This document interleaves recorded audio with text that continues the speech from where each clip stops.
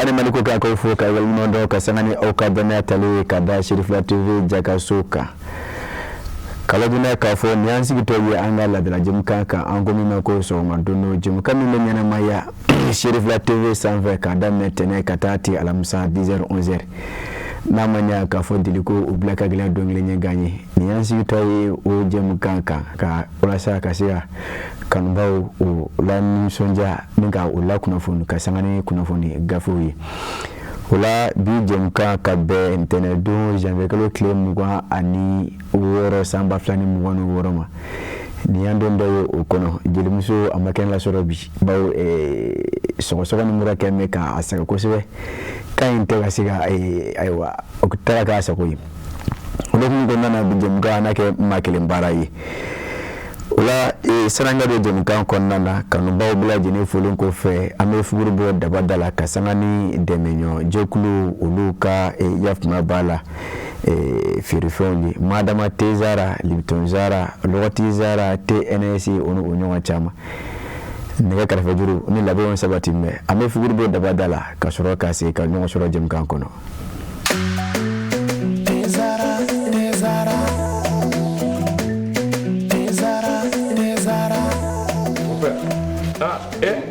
amona gani dey abe min wuli tasuma kawa mon père Mali bébé ni nene bara ni infusé ka ji kala ka ke teka unene jela mon père mi gadi me hani mbo kundo diba te zara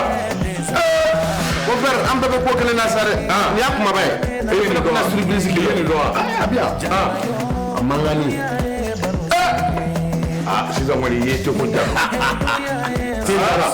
to ka tedi abi sampi sama bo ni ke wore be ni ya gila ko ka segi kala na ka ke ko wa ne ba FCC de mi ha ne mi di ya kli kwa na able mo wa de mo ni de ji to ka te la hi so da bole me fele fe na de de jama jara kaduwa ke tezara makele ngadana mena budoje Allah farafide mu jara kaduwa ke tezara makele ngadana mena budoje Allah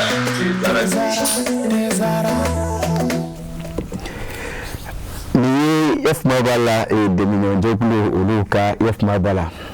oga fere fe na fo anya fo tukomina ulude be on de mekasiga jimkani ka ayakubaya munu te san sura juruko ni ya me kinyo no gomo durla ten to refla o de be dugma wala ame société nouveau soleil ma ko fuko wal ni mando jimka yafma bala a demenini a laboratoire wala nambura ulula saranga do kuna fo gafe konna na clip du jour ziri kadi konare ko useni namanya kafo ame watimna niye uye useni ubani ni sonja ani omunya ye ame odo kadra konana on satiga la bi anta me munu beledugu ziri kadi ale no blake kanyeshi useni mo imam useni nene au ana don nage ola kasoda kanyon so da kuno bala konana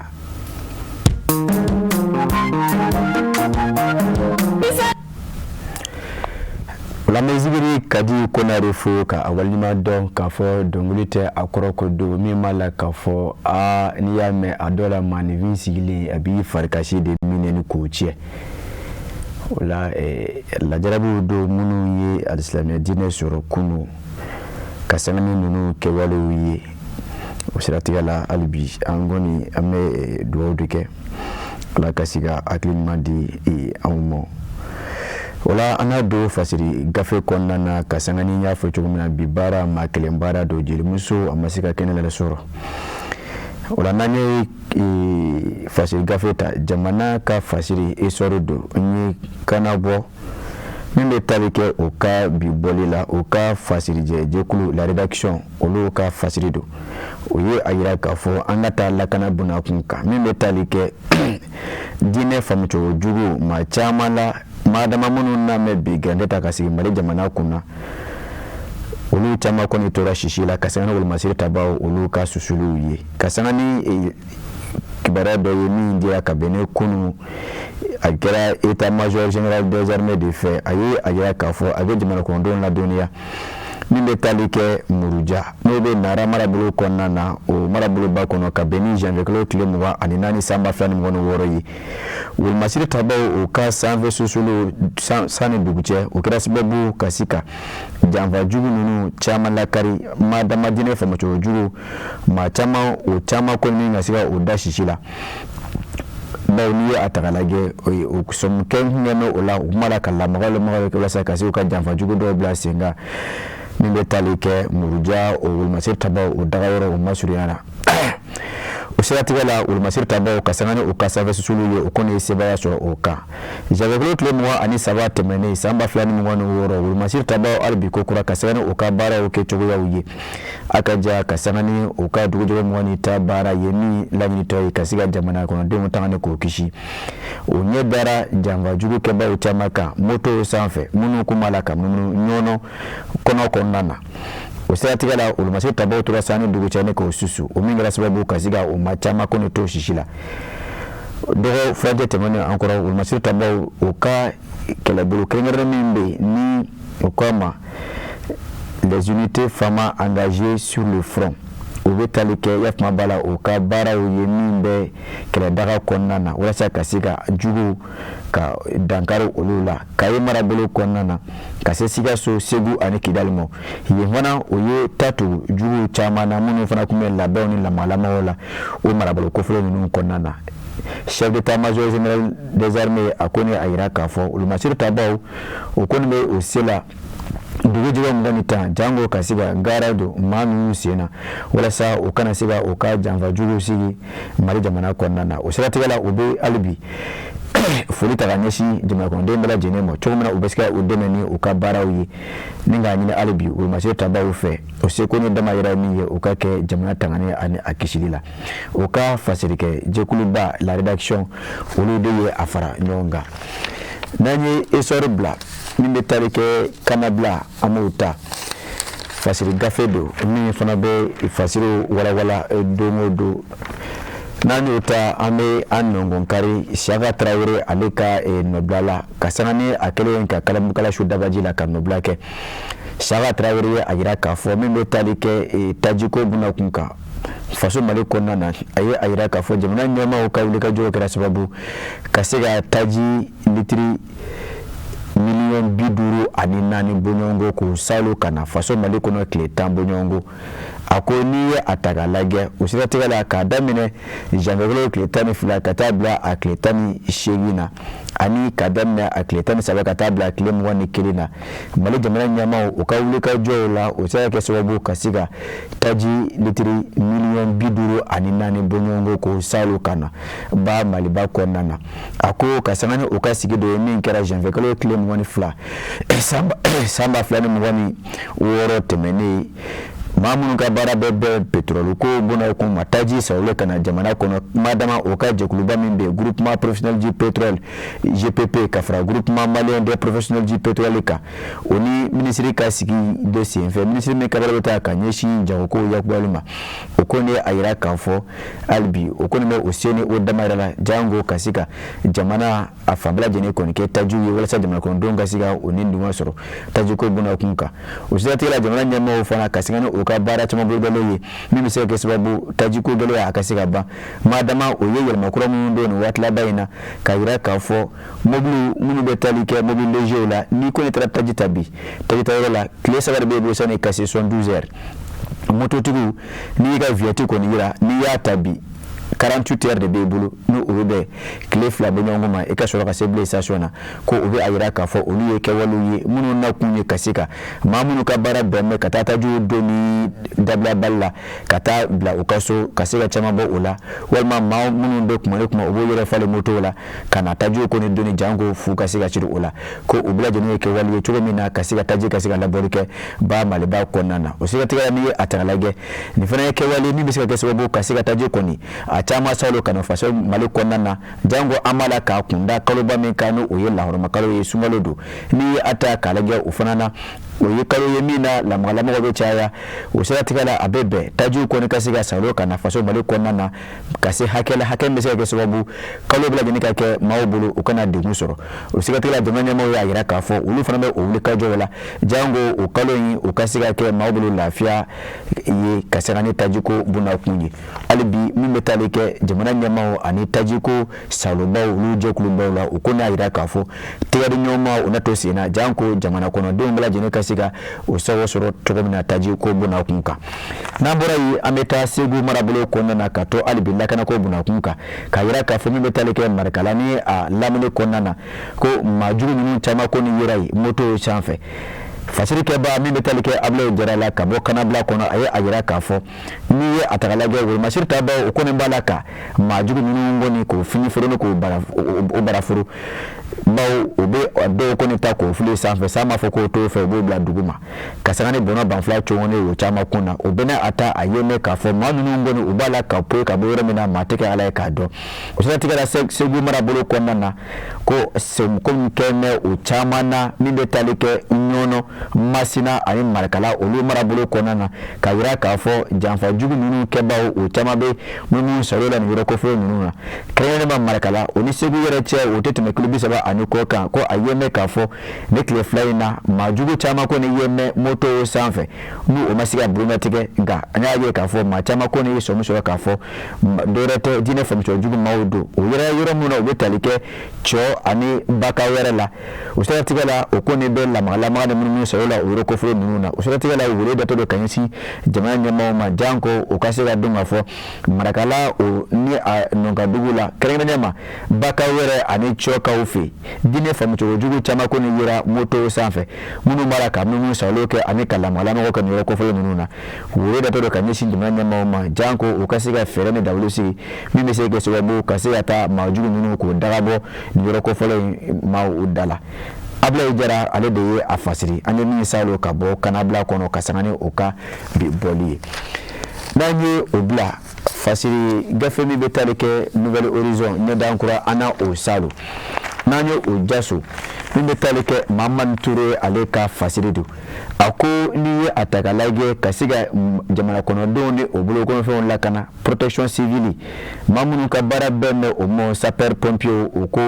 baarakɛminɛ kɔrɔ dɔw kɔni taara ka di o mɔ ka bɛn ni jumadon janvier kalo tile 23 sanba 2026 ye a ko n'i ye a ta ka lajɛ a ko ni a bɛ tali kɛ yafuma b'a la baarakɛminɛw na minnu bɛ se ka kɛ sababu ka se ka o dɛmɛ u ka dugudenw mɔgɔ ni ta baara kɛcogoya ɲumanw la a ko a kɛra Amdalaye Ase 2000 de kɔnɔna na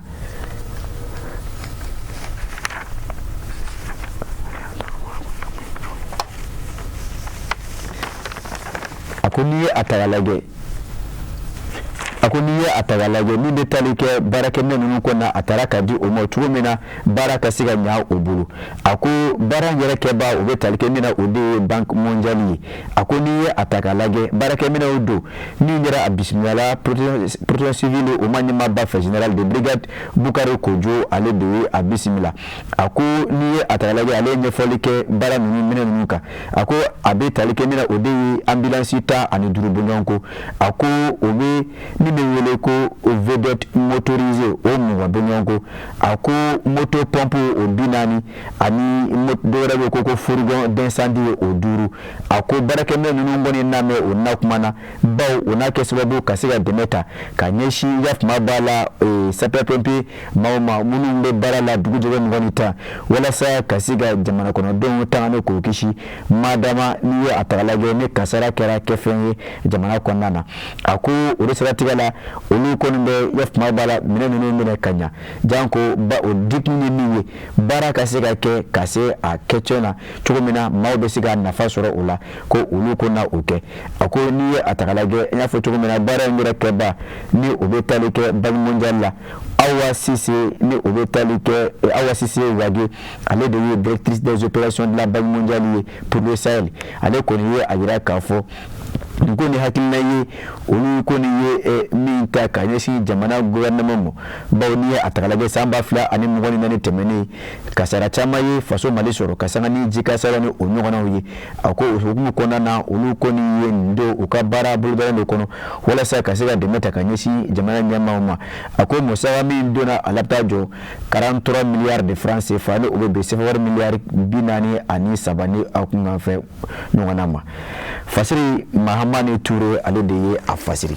nanye nouvelle horizon bla ametalike swerde Bamako wula ne bulu ko defo ni clé sumana be fore Bamako wula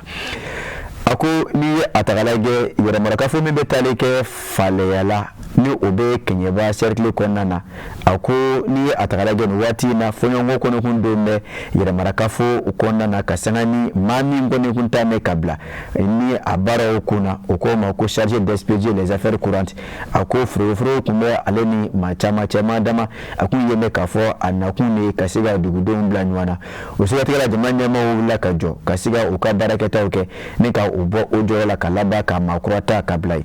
ako ni atagalage mbitarike ula kibara konumbora jamana nyama ulo kaira kafo kasika mawereta kabla ifaleya yere mara kafo ubara ukonana wala sa ulo kasika timani bara uyi sani doni anatauche ako okumo konana dana tarakada mamika utema wale udiye sambali kolisi sogo ako administrateur territorial du ako ale de ye miramarka fora miri osigede generali ako osatigala dana kontara kada aleka wala sa akasiga ke kasiga falea uyera marakafu ubara nuka ulateme danko jamana kono do madama yoro ko fole manunu o makobe jo gafe nuna ulukasiga soro ofe koni atagalage machama ye ayira kafo ni nani ngoni ubeke sababu kasika dansigi furugu ani geleyo chamana baw mami mboni hunta me kabla fale ayira marakafo kuna machama ye ayira kafo alena chugo kumai baw akuna me dugumo wado kungaranyona division sociale kafara oka amana magoka dugo mutarageli kabolo expropriation de terres agricoles au profit d'exploitation aurifère étrangère notamment des Chinois kanando kolo ntarage kadi Chinois mo janko ukaseka ukesan boroyi ako usira kafaraga joneka ako machama kono kunye damakashe kando akama bon il ferait également l'objet de plusieurs plaintes déposées auprès du tribunal d'instance de Kenyeba ako ni atakalaga sambali koli sisoko ukoni nali wati na falia yera marakafo nyamala ako machama kono musige mekani kono wa akera akekumana bo wanake sababu furugu ka adansarala usira tigala ko ukoni na bla mami nona onana so mi ngone nyami me abolo ube anyine afe akasiga fere ke janko kasiga garabo ulusina janko haklisi ane jigisigi besiga na falia yera marakafo kona na Kenyeba circle kona na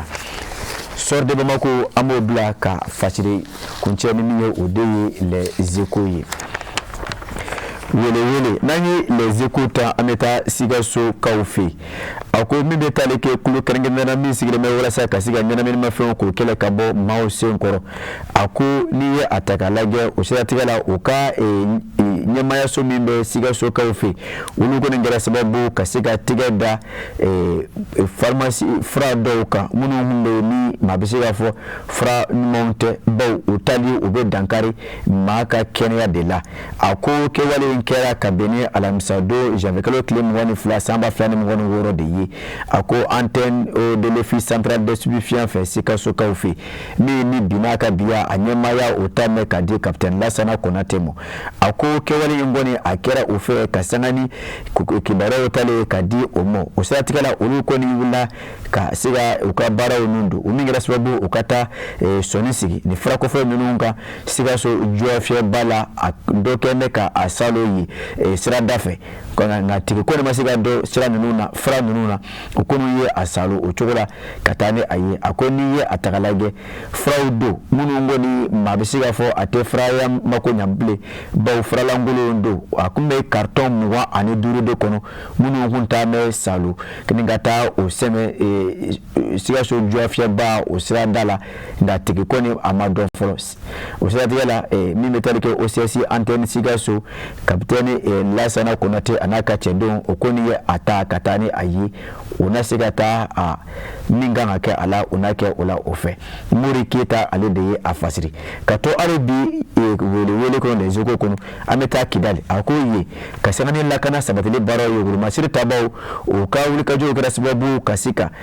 njamba jugo kebaw o ka mobili daga bara mobili fla katasuma bla ola akoli masiri tabaw kasangani o ka bara keta yo ofe minkera janve kalo klemwa anifla samba flani mwani woro ako o ka save susulu sane duwiche o kera sababu kasika nyeda njamba jugo keba mado ka jokuluka ako munu kume yef mobala kidali awrudu yanfafe ako akera kabe yef mobala ni jumadoni ni betalike eta major general des armées la ale de akibala lasi ako onongo ne fewulu masiri tabaw oluye okabara onundu kwasa kasika okabara keta oke orekera sababu okone nga susulu kera sababu kasika janvaju keba nunuka mobile fla kasika tasuma mena ola ako bataki kera kabeni jumadon de eta major general des armées aye ayira kafo bara nunungo ni akera kasanga ne wulu masiri tabaw okabara kedo aninye do membe ola madama bara membe ke ofe duguje mwani ta wala sa kasika jama kono dono obolo kono fe woni ko tanga ko kishi akubara enkera humu konana madama abedo humu ko odeyi kasika jamana kasika atanga ka kishi baw siri ka ja to no ngonyi ante je kelengo humu konana ulmasiri tabaw ukonimbe osela duguje mwani ta wala sa kasika bara nunu ke jango kasika jamana kono dono tanga ka o kishi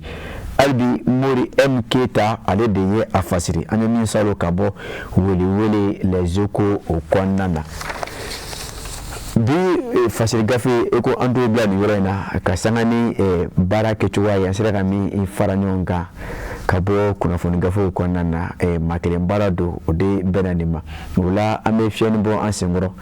ni nege karfe juru ma ni labon sabati me o ka o fien o bon sengoro anga se kanyon so dokora jumukanka ine dezarade kekenia ani lafia sabati bela jeli farkurola akadi pojugo media garan barodo nyaga wa bela jeli nyeda mi wala ni yele min kabantoro bela jeli mi sodia nuko joni starire mais awa kuma na chansa me de stali me kadi wa me dumuni tinya ne de les arai ne kadi demisonu ye wa mokorobo krebete ka autoni minina aba okolo sigi ka o modia o de ato ne kadi demisonu ko sebe ko yere fo jumeni kadi ani jumeni be manchenya me de docteur na concentré zara mikini pedro ao na ambere stali Manko dumuni salman chama ayo tobni ko la sambalanyin sugandi ni zara ka dumuni fenini abi sol mali fere yorobe zara ye ni wosole SARL ka produit glani c'est de nouveau solaire ka produit amone anya donin ta ola baw ka ngumara ma faka ja doninga anya donin ta ola jango kasika kan la klenyere intala ode ma zara nyi ni ngoni yo osile kabanyere nyaka ba o ko bila jene sabatili ne odoni ta ko furu ni ko mun kanko wale ke so buka kanko ni ninga sika achugala wala arbi ametemene eje mukanye ni wakene na foto mena je musoko ni aseme kilega baw akan ba faka soso doni murane soko kabi do kuntemene obeka asega doni amasiga kenen la soro wala medu doni ke jiri musoi janko nokoya kasiga dama kan kasigi anona akasiga na barada mine chugomina alaka uke anai wala medu jemkan atako fana konana v rubrique v nouvelle a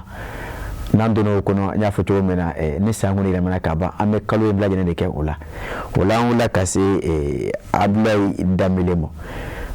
ale mi soro la nyini mimbe ala kasanga ni samba fla ani mu wonu woroyi madama fokasi do ma kanyi sinji mana kono dembela jenema mi soro la abe damele fe ame onyamada kanyon soro kokora ambe do kala ka mali ala ka mali yirwa ambe problem men kono ala ka problem ala ka mbo kono ambe do ke autorité mo yen no asimina ka mo yen vraiment ali be ku chesri sécurité ko in fɛn fɛn bɛ kuma k'a fɔ vraiment u ka nin kɛ mais n'u yɛrɛ bila la je ne pense pas que ça va être facile donc ala k'an bɛɛ kisi ala k'an bɛɛ sago d'an ma an ka laɲini ye min ye vraiment ala ka laɲiniw bɛɛ sabati ala k'an bɛɛ sago d'an ma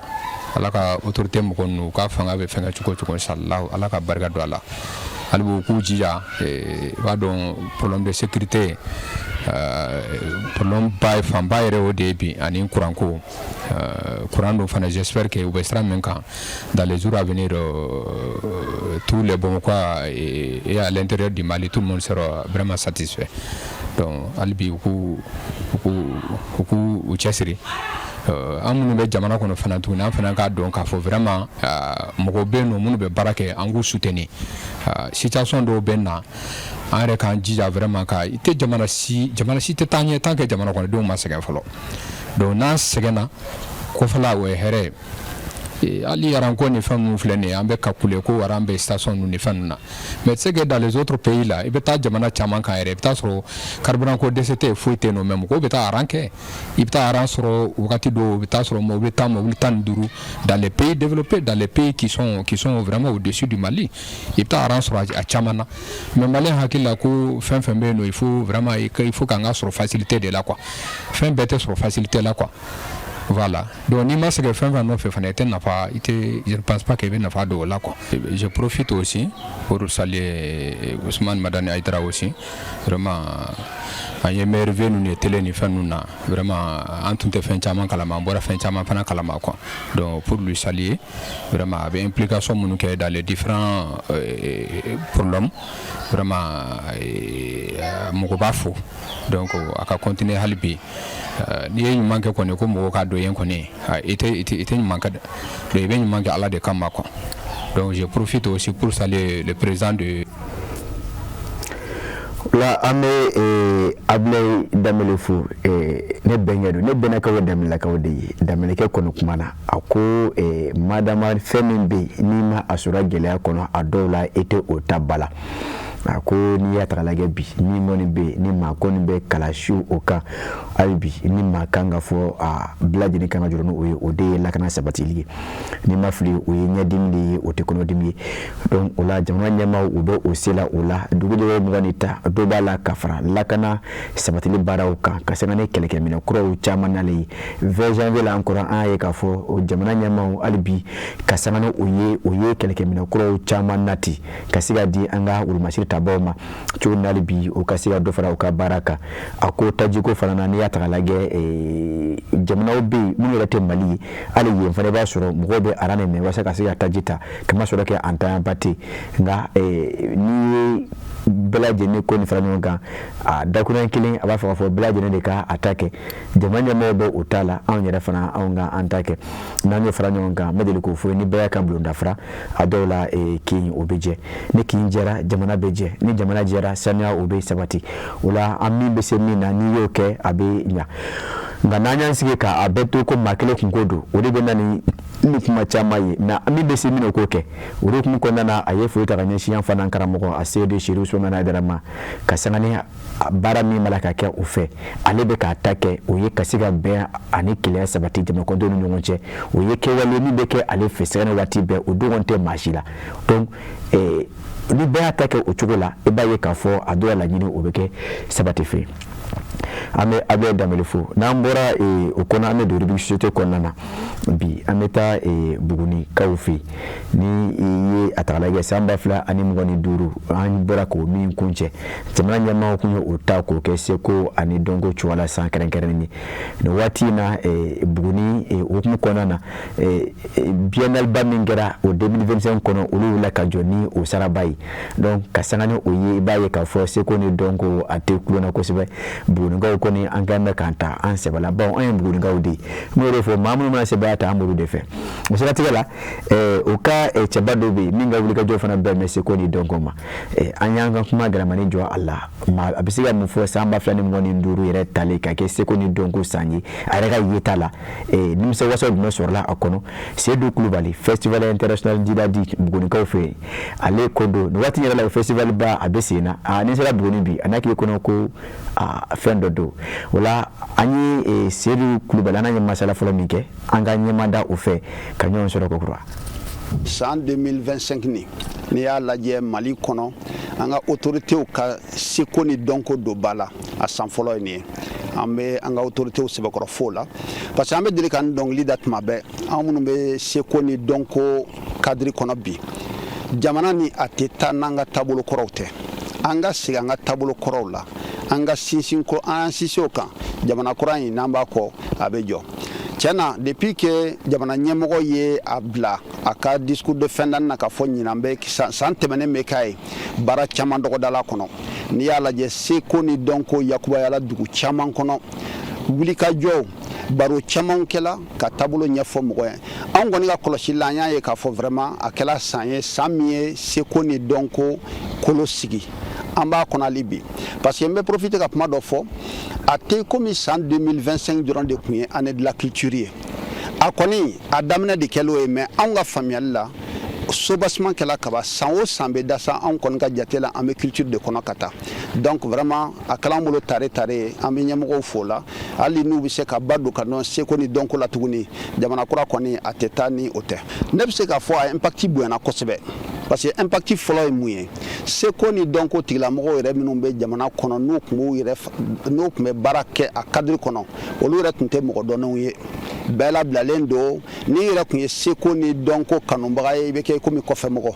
mais nin kɛla sababu ye ka danaya di an yɛrɛ ma an k'a dɔn k'a fɔ vraiment jamana kura min n'an b'a fɔ la a tɛ taa min kɔ o de ye an ka taabolow ye n'i dun fana y'a lajɛ bi an bɛ minnu wele ko les pays émergents économiquement ou même sur tous les plans a si tɛ yen min ma sinsin kolo de kɛ u ka seko ni dɔnko ye mais anw dɔrɔn de fɛ farafinna et particulièrement an ka jamana n'o ye Mali ye anw de kɛn bɛ k'an ka taabolo bila k'a fɔ k'an bɛ tugu taabolo wɛrɛ kɔ toujours o kana kɛ kojugu ye mais n'i ye taabolo tɔw bila i fana ka taabolo ɲɛ a ka ca Ala fɛ i bɛ to fili la donc vraiment anw kɔni bolo o yɛrɛ satisfaction morale min filɛ déjà anw bolo o kɛla san 2025 seko ni dɔnko san o kɛla a impact belebele Seydou Coulibaly k'i ka kuma ne ka sɔn ji la k'a fɔ jikuru nɔ mɛn ji la a tɛ kɛ bama ye maninfin ni fili jujɔ ma laban ko u b'i kamana gan bamananw b'a fɔ ko n'i ka wulu ye n t'a si dɔ minɛ n'an ka filɛ o bɛ tile gan i la o de b'a yira k'a fɔ maninfin n'i yɛrɛ kɛ cogo o cogo min tɛ e yɛrɛ cogoya ye n'i yɛrɛ kɛ sugu o sugu min tɛ e yɛrɛ suguya ye a dɔw la a bɛ tile gan i la bawo i t'i ta fan lasɔrɔ i bɔyɔrɔ o bɛ tunu i la o la seko ni dɔnko kɔni maa man kan o to kɔ o kan ka don bala baw maninfin ye o de ye e bɔra yɔrɔ min na e tɛ se ka ɲɛ o kɔ o siratigɛ la an bɛ Seydou fo hali bi an tora Buguni an ni Seydou ye masala kɛ n y'a fɔ cogo min na festival ba min bɛ labɛn a fɛ festival international Didadi ni ma fili a baaraw yɛrɛ a bɛ sen na a daminɛna kabi janvier kalo tile 20 ni ma fili a bɛ to sen na fa a tile 31 o hukumu kɔnɔna na a ye a yira k'a fɔ yɛlɛmaw caman kɔni don min ɲina festival baaraw la o la hali bi an bɛ se ka taa Buguni an ni Seydou Coulibaly a ye min sɔrɔ o la ne ni aw an k'o lajɛ san 13 a bɛ dɔ bɔ bamananw yɛrɛ ko ten san 10 faligɛn hali ni ma falikan mɛn bɛ faliw fara sira caman dɔn ala barika la an fana bɛ dɔɔnin dɔn bi a ko la donc vraiment an ye ɲinanta ta sigi ka bɛn ni janvier kalo nin yɛrɛ ye parce que n bɛ profiter k'o préciser san caman na an bɛ deli ka festival kɛ février ou bien mois de mars mais ala ni taabolo calendrier nabolo la an y'a décider ɲinan ka ɲinanta kɛ janvier la donc a tɔ ye directement tile damadɔ ye an bɛ sugu sigi Buguni bɛ kɛ sisan Mali destination culturelle ye tile dama in kɔnɔ an fana b'o jɛ ɲini pour que mɔgɔ mɔgɔ mana nin kan sɔrɔ ka weleli kan in lamɛn bɛɛ k'i kunjɔ Buguni na thème ɲina culture comme facteur de paix et d'unité dans un Mali multi-ethnique parce que anw ɲɛ b'a la an ka jamana in kɔnɔ ko gɛlɛya caman bɛ k'an sɔrɔ bi kɔlɔlɔ minnu bɛ ka Mali sɔrɔ bi o ye jamana min ni a siyaw ka ca kanw ka ca taabolow ka ca olu bɛ se ka ɲɔgɔn na sɔrɔ cogo di n'o ma kɛ seko ni dɔnko yiriba kɔrɔ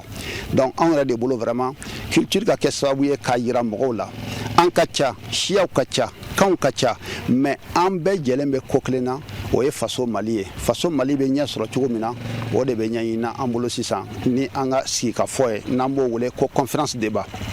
o tɛmɛnen kɔ an bɛ kuluboli kɛ kuluboli a ɲinanama tuguni dɔ bɛ na fara a yanga kan o tɛmɛnen kɔ an bɛ taa an ka yɔrɔ sahalenw fana lajɛ yɔrɔ sahalen minnu ni san caman olu dɔw yɛrɛ b'an fɛ dugu kɔnɔ mɔgɔw t'u dɔn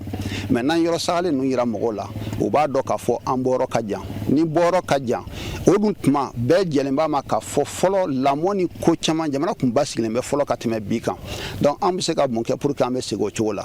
donc o fana bɛ ɲinanta kɔnɔ kosɛbɛ n y'a fɔ cogo min kuluboli bɛ kɛ conférence débat bɛ kɛ concert baw fana bɛ kɛ concert minnu fana an bɛna olu sigi sen kan pour que vraiment Mali fɔlikɛla clan bɛɛ ka na siyaw la an bɛɛ kana ɲɔgɔn sɔrɔ yan nɔ o tɛmɛnen kɔ ɲinan fana san bɛna kɛ particularité dɔ ye ni bɛɛ b'a kalama k'a fɔ Buguni ye jɔnjɔn ta ɲinan biennale la Tombouctou an y'a décidé su fɔlɔ la ɲinan Buguni troupe minnu taara jouer Tombouctou olu ka se ka na vraiment ka na u ye min yira Tombouctou ka jɔnjɔn sɔrɔ an bɛ fɛ vraiment Bugunikaw fana ka se ka profiter o la festival nin kɔnɔ n'Ala ma basi kɛ o bɛ kɛ tile fɔlɔ la. Ni ye nɛgɛ ta Kankalabu n'i y'a bila Kankalabu a b'o kan de fɔ hali bi nafacogo de b'a la ka kɛ min kan o de ye Manifin i ka k'i yɛrɛ ye i k'i danbew ɲini k'o dɔn n'i y'o dɔn a dɔw la a b'i ka ɲɛnamaya kɛcogoya a b'o de nɔgɔya i bolo n y'a fɔ cogo min na festival nin y'a ta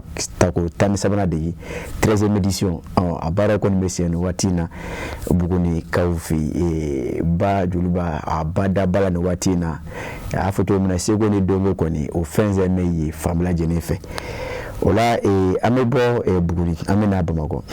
o la an bɛ taa an ka jɛmukan do ta ko sabanan kɔnɔ rubrique judiciaire sariya dɔnni kunnakun kan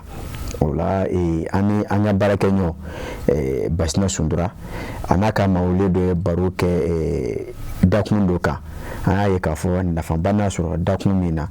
o la an kɔni ye dɔɔni kɔɔri ka bɔ o la janko ka se ka o yira kanubaw la ne ni aw min sɔrɔla Basina Sundura n'a ka mawule ka masala la sariya bulo bɛna kun kan ne ni aw ka dɔɔni lajɛ o la dɛ n'o ye contrat durée déterminée ni waati dɔrɔn don k'a man ka se ka renouveler ka tɛmɛ siɲɛ 2 a dan ka kɛ siɲɛ 3 ye mais i bɛ ka minnu fɔ nin donc o b'a yira k'a fɔ dɔn ye principe mais exception fana y'o siraw ye absolument principe yɛrɛ ye mun ye n'i ye sariya bolo ta article L20 b'a f'i ye k'a fɔ contrat durée déterminée man ka renouveler ka tɛmɛ siɲɛ 2 kan o renouvellement la contrat initial t'a la donc ça veut dire que ni ye san 2 kɛ a bɛ se ka renouveler siɲɛ 2 o kɛ san 4 a cayalen san 6 ye mais o principe o posera o principe kelen na exception de b'o la o exception na bɛna kɛ fo bakurunba 5 o bakurunba 5 kɔnɔna na a bɛ se ka renouveler danti o la par exemple travailleur saisonnier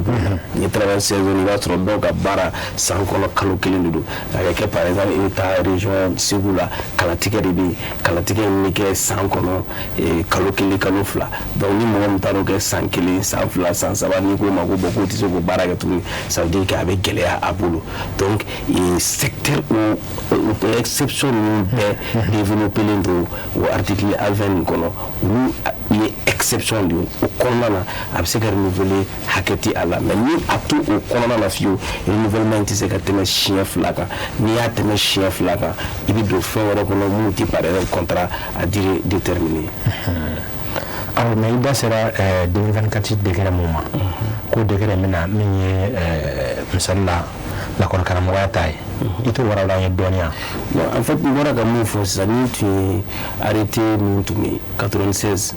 o kɔnɔna na secteur minnu bɛ yen ni contrat durée déterminée bɛ se ka renouveler hakɛ tɛ a la o secteur ninnu na enseignement tun bɛ ale kɔnɔna na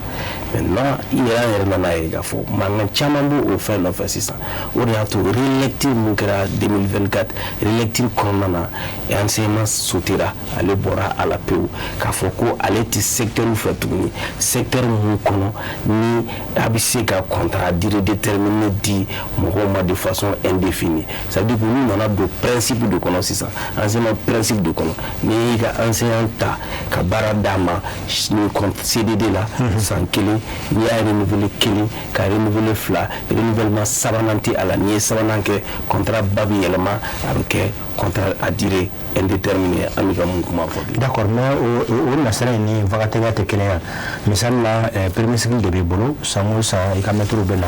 dɔ b'i bolo 5e année la dɔ b'i bolo première année la fo ka taa se 6e année ma mais san o san i n'u bɛ baara kɛ ɲɔgɔn fɛ alors fo ka se san 5 san 6 san 10 yɛrɛ ma oruba ko anya vagatawi alors on na serena yala abi akwa jato la kasoko yoro sinjin ko selawa en fait ni faire de l'objectif même c'est quoi la ni parce que aux situations de bi enseignant ou la précarité donc précarité vous allez voir que l'école Toubou ou Sawokoula très souvent c'est pour éviter aux précarité et éviter que finalement nous sauter la kaboué avant il y a qu'à phobie ni ibi mettre ta kabla il fait et qu'à bon qu'à faut que charabi à mon regard CDD de amachi fla car les chiens qui les carré nouveau chien fla ni sabana kala en temps CDI comme wala jarani parce que ma chama meka jamkan naje u ba fo ko be family soro jamkan konna do an saka temeni yoro ni ka nabi maw nafa ni an aw soro vraiment wure ka danyo ko sebe aw bolo de ba barena non seulement ka ya kalanga ma aw bolo de bala ni gelaw nana amanye shin aw de ma alors donc ko do na tawla mamu na jamkan naje ni be wure soro non konna na u saka dama kasike aw ka yor la wal ni wunye shin rajme mana soro san dange non amiram nabi e ba donc faut problème c'est que oui barakela ni baradinche au problème normalement inspection ka ngase ki dadola ni ede aklina na ka fo menga barara la sharani hakem ga kan o hakem ka dia ni hakem ka kan o hakem ka violer sharabi yamara ka se inspection na ka fo e abi wajibe inspection ka ina na mufo aka ni ka fa mufo na ka fo est-ce que ebe ka mufo o de sinsire no tiere do no de do abi se ka don convoquer kana confrontation ke e mu kan ka fo mu o fui pour que beka bla ikashare kono me dan ode mendigla ye me de godo fo ni nte da makane sura gese ko klela wala sharati la mbonura doramina on tana ka anya me ayi wala saka bijimkane ka akunje ana albifien bo ansengoro wala sa andona ni nusonja ye kaboni onusonya kelenyi amesi kata sali Togo ezigiri sali ko dunia beba ana doni mafla ola ninga soroga kambe da nyonye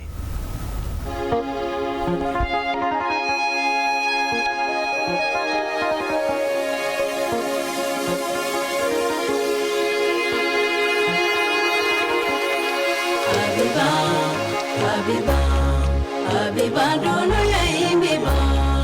Abiba dono ya imbiba dono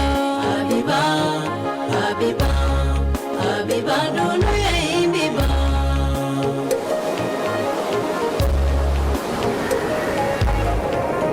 La ilaha illallah Muhammadu Rasulullah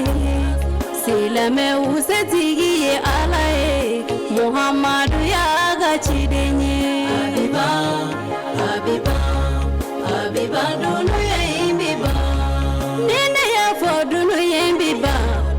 Abe miri fama ala la folo Ala miye duno ya ida Diena kono feunda Ala duye ga jine uda Jine ni hada madi unda Kaumbila die so ikono ya Kaundunga ale ala batode Sabula ko nyini ngali baunye Ode la ngoduno ya imbiba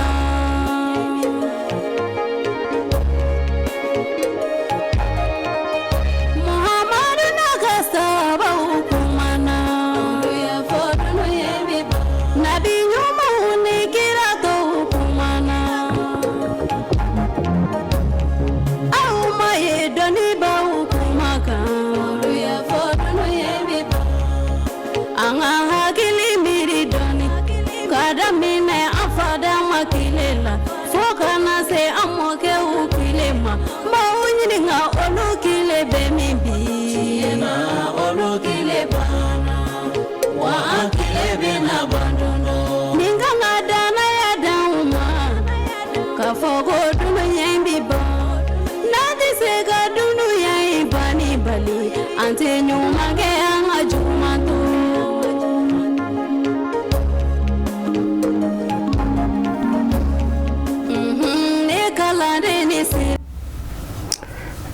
ziri sali ekelema sirankwe an bere siranelo jiya beba ya foto mani mami sigi kamiri moke yelama ko wulunfla walma saba olu be min bi mo muso yɛlɛma ko 7 7 olu bɛ min bi a dɔla olu dɔma dɔw yɛrɛ t'a dɔn ko olu kun bɛ diɲɛ na i b'a dɔn fɔ e fana don min na don na maa dɔw fana t'a dɔn k'i yɛrɛ tɛmɛna yɛrɛ o la i b'a dɔn ka fɔ diɲɛ bɛ ban a bɛ maa gan kama na ka sɔrɔ i ma fɛn ganin don nka se de t'an ye a bɛ kɛ cogo di o la an bɛ dugawu de kɛ ni don min na anw ni diɲɛ bɛ fara ala k'a to anw ni diɲɛ faratɔ ɲɔgɔn ɲɛ ka sɔrɔ anw ni ala bɛ ɲɔgɔn bolo ala ka o di an ma o la k'aw bɛɛ lajɛlen fo ka waleɲuman dɔn mali kɔnɔ ani mali kɔ kan nin waati in na an bɛ kanuba cɛman ni musoman bɛɛ lajɛlen fo k'a fɔ bi ko nin ye ntɛnɛndon ye dɔgɔkun daminɛw don nin waati in na an bɛ foli lase kɔnɔwarikaw bɛɛ lajɛlen ma n denkɛ sigilen bɛ ka jamukan lajɛ nin waati in na n denkɛ ni n buramuso ustaz adamu jawara ayiwa n b'a fɔ kosɛbɛ n'a taama don nka kɔnɔwarikaw nama fɛɛrɛ kɛ e ma dani adamu jawara n'a segitɔ dɔ bilen bawo a deli bɛ kokoji kɛ ni milina ye o tun tɛ sɔrɔ anw fɛ yan ten n'a ma fɛɛrɛ k'a ma n'a ana segin dɛ ana bana juru don a kan na k'a sama ka na o la an b'a fɔ ka waleɲuman dɔn a n'a taamaɲɔgɔn bɛɛ lajɛlen ka Tijani Konate fo nin waati in na fana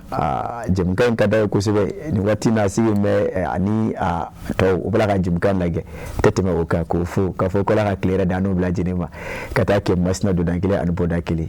ka Seyda Umu fo a n'a a ka sotigi kɛ Jara ka masina kɔbɛ ɲɛna fo ka ɲɔnɔkaw fo ka Segu marabolo bɛɛ lajɛlen fo madama ka Mali bɛɛ lajɛlen fo nin waati in na minnu sigilen bɛ ka ɲɛmada Serifa TV Jakaso fɛ ka n ka foli laban min na o de ye an ka sababu ɲuman ye an ka cɛkɔrɔba Fonusiri cɛkɔrɔba min kalen ka don ka se ka seko n'a damayira kɛ diɲɛ bɛɛ lajɛlen ye ɲumanya bunakun kan ka se ka diɲɛ basigi ka se ka manewuw suwa kɛ ɲumanya kan cɛkɔrɔba n ka mɛn min ma o de ye ba mada ni ka fɛn kɛ yiri Bayisitan ka kɔlɔnkɔnɔ bamba Mali silamɛ tɔn ka fara ɲɔgɔn tɔnbaw conseil islamique du Mali maa ɲɛmaaba Mali silamɛ diinɛ ɲɛmaaw ka jɛkuluba groupement de leaders spirituels musulmans du Mali maa ɲɛma silamɛ diinɛ ɲɛmaa ansaruw ka ɲɛjɛyɔrɔ an fana an karamɔgɔ a Seyidu Sherif Usumani Hayidara an b'a fɔ ka waleɲuman dɔn ka duwawu k'a ye ka duwawu ɲini a fɛ a n'a ka denbaya k'a fɔ hali bi ala ka sijan ni kɛnɛya d'a ma a sen bɛ dingɛ min da la ala ka hali bi a mɛn an ye ka ala k'an yɛrɛ kɛ kɔmɔgɔ ɲuman ye a kɔ k'a fɔ nin waati in kɔni na denbaya bɛɛ lajɛlen bɛ taama na n'a ka di ye bawo golobasigi bɛ Guinée Équatoriale DGP ale bɛ Côte d'Ivoire Nurul Islam Aruna ale fana bɛ yen k'a fɔ ala ka segin n'o bɛɛ lajɛlen ɲuman ye k'a fɔ nin fana de kɛra an sera ka min fara ɲɔgɔn kan ka bɛn nin waati ɲɛ sigi bɛ kɛ nin ka bi 22h30 0h30 n'ala ma baasi kɛ ni ala ye anw si jɔ ka waati nataw kɔnɔ aw ni ne an bɛ ɲɔgɔn sɔrɔ yan sani o caman fɔ ala ka tile yɛrɛ di ne ni aw bɛɛ lajɛlen ma a ka waati wɛrɛ fara anw si kan.